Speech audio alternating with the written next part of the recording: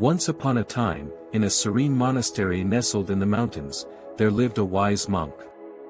He was known for his profound teachings and calm demeanor. One day, his 3 disciples, June, Mei, and Chen, came to him with a common concern. The monk, June, began, "We are troubled. Our minds are constantly filled with thoughts, worries, and anxieties.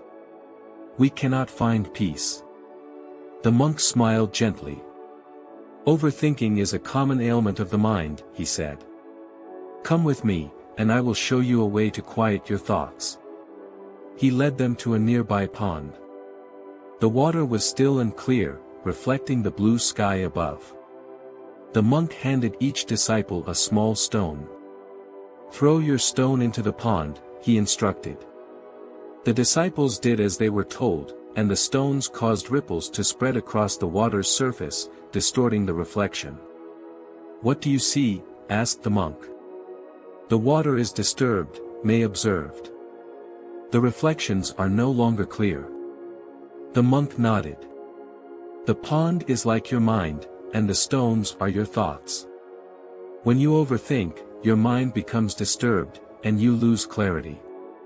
Now, watch and wait."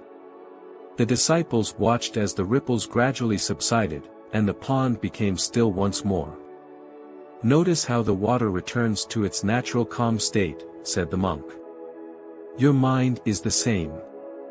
It has a natural state of peace, but you must allow it to settle. Let go of your thoughts and watch them pass, like the ripples on the pond." "But monk," Chen interjected, "how can we stop the thoughts from coming in the first place?"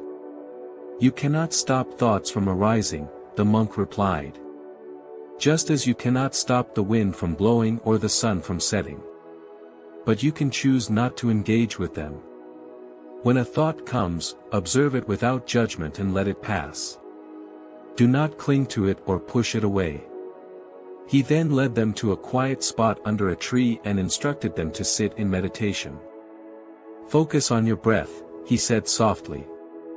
"Feel the air entering and leaving your body. If a thought arises, acknowledge it, and then return your focus to your breath." The disciples followed the monk's instructions.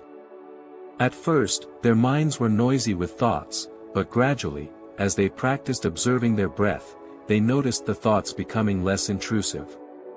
A sense of calm began to envelop them. After a while, the monk spoke again. "The practice of mindfulness and meditation helps to train your mind. Over time, you will find that your thoughts no longer control you. Instead, you will find peace in the present moment." The disciples bowed deeply to the monk, grateful for his wisdom. They continued their practice diligently and discovered that the more they meditated, the less they were troubled by overthinking.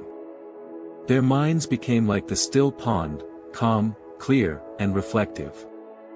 And so, the disciples learned that the key to stopping overthinking was not to fight their thoughts, but to observe them without attachment, allowing their minds to return to their natural state of tranquility. In real life, this story teaches us that overthinking is a natural part of the human experience, but it doesn't have to control us. By practicing mindfulness and meditation, we can learn to observe our thoughts without attachment, allowing them to pass like ripples on a pond.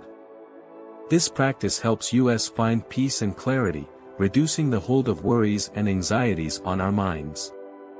By focusing on the present moment and accepting our thoughts without judgment, we can cultivate a calm and reflective state of mind, much like the disciples in the story.